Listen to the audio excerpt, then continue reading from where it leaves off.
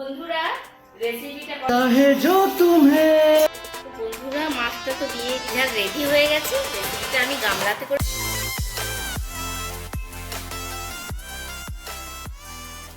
বন্ধুরা সুজাতা মিশন ব্লগে আপনাদের স্বাগত জানাই। তো আজকে একটা নতুন রেসিপি নিয়ে চলে এসেছি।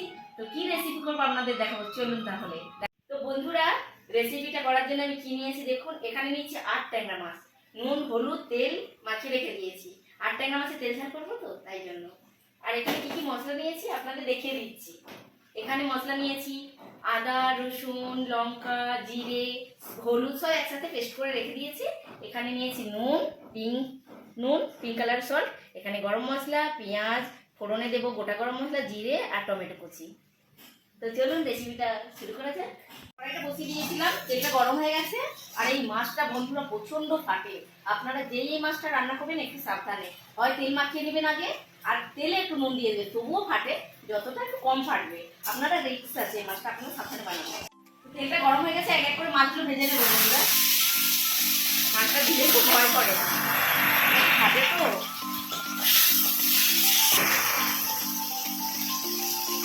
বন্ধুরা দেখুন ফাটছে, অল্প অল্প ফাটছে। আর যদি তেলটা না মাখাতাম তাহলে আরো জোরে ফাটছে। এখন ফাটছে দেখুন, আপনারা দেখতে পাচ্ছেন তেল ছিটকাচ্ছে।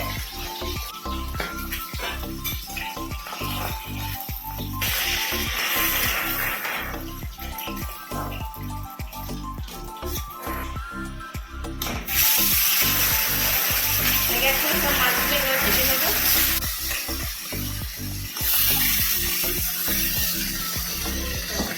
মাছগুলো দিয়ে চলে যাবে।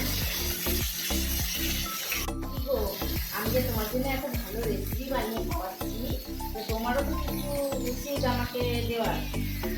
তো তাহলে একটা কথা বলবো, আমি রান্না করছি, তুমি একটা ভালো গান শোনাও আমাকে, তাহলে আমার রান্না করতে খুব ভালো লাগবে। শোনাও। चाहे जो तुम्हें पूरे दिल से मिलता है वो मुश्किल से, ऐसा जो कोई कहीं है बस वो ही सबसे हंसी है। उस हाथ को तुम थाम लो, वो मेहरबान कल हो ना हो।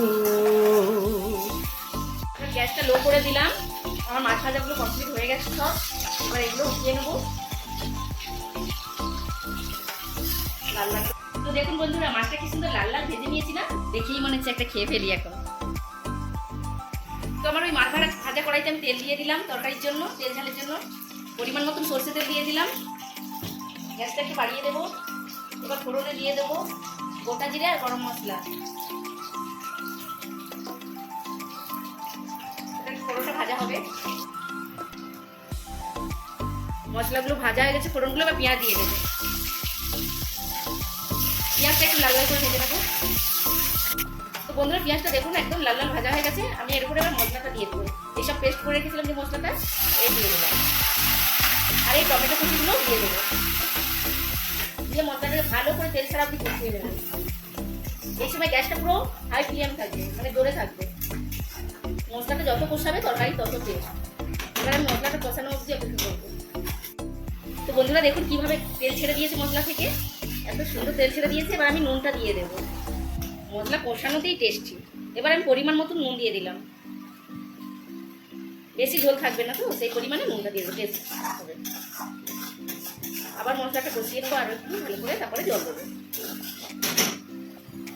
তো হাই ফ্লেমে ভালো করে আমি মশলাটা কষে নিয়েছি। এবার মশলা ধোয়া বাটি থেকে যেটুকু জল আছে ওটা আগে দিয়ে আবার একটু কষিয়ে নেবো।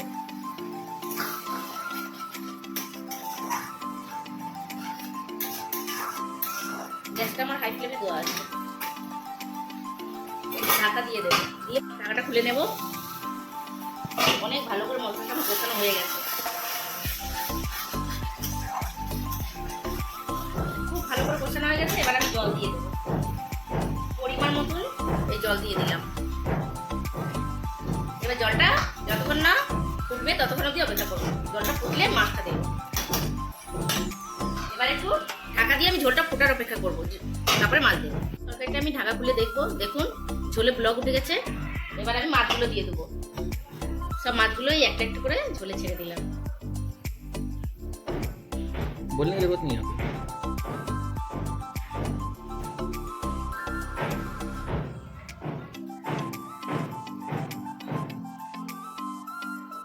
মাছের তেলটা বেরিয়েছে, सब कुछ नहीं लगा। এটা ভালো করে আবার একটু ফুটিয়ে নেব। তো বন্ধুরা মাছটা তো দিয়ে দিয়েছি, এবার গরম মশলাটা দিয়ে দেবো। এত সুন্দর একটা ঘরে বানানো গরম মশলা, আমি বাড়িতেই এই গরম মশলাটা বানিয়েছি। এই লাস্ট ফাইনাল গরম মশলাটা এতেই আর টেস্ট হয়ে যাবে। তো ঝোলটা দেখতে কেমন হয়েছে বন্ধুরা? বন্ধুরা দেখুন আমার 8 ট্যাংরা মাছের তেল ঝাল রেডি হয়ে গেছে। রেসিপিটা আমি গামলাতে করে ঢেলে নিয়েছি। আর দেখতে দেখুন বন্ধুরা, তেল ভাসছে আর দেখতে এত সুন্দর হয়েছে, খুবই ভালো। তো আপনারা এইভাবেই রেসিপিটা বানানোর চেষ্টা করবেন, খুবই খেতে ভালো হয়, খুবই স্বাদ হয়। 8 ট্যাংরা মাছ তো এমনিই স্বাদ হয়। তো বন্ধুরা ভিডিওটা যদি আমার ভালো লাগে তো আপনারা লাইক করবেন, কমেন্ট করবেন, আর শেয়ার করবেন, আর সাবস্ক্রাইব করবেন। আর আমাকে ভালোবাসা দিতে থাকুন আপনারা, তাহলে আপনার বেশি বেশি ভালোবাসা দিলে আমি আবার নতুন ভিডিও নিয়ে আসবো আপনাদের সাথে। তো আজকে এই পর্যন্ত, দেখা হবে, সুস্থ থাকুন, ভালো থাকুন, টাটা।